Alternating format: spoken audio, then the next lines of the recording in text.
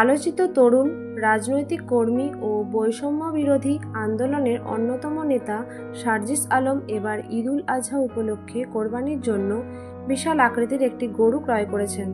সামাজিক মাধ্যমে ইতিমধ্যেই গরুটির ছবি ভাইরাল হয়ে গেছে।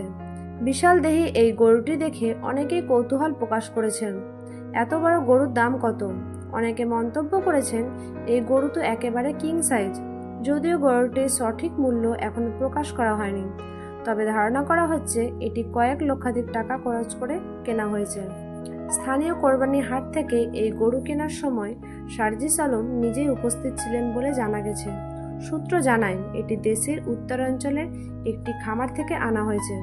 সার্জিস আলম বর্তমানে জাতীয় নাগরিক কমিটির উত্তরাঞ্চলের প্রধান সংগঠক হিসাবে দায়িত্ব পালন করেছেন এবং তরুণদের মধ্যে তার জনপ্রিয়তা রয়েছে ব্যাপকভাবে। তো ভিউয়ার্স, আপনার মতামত কমেন্টে জানান।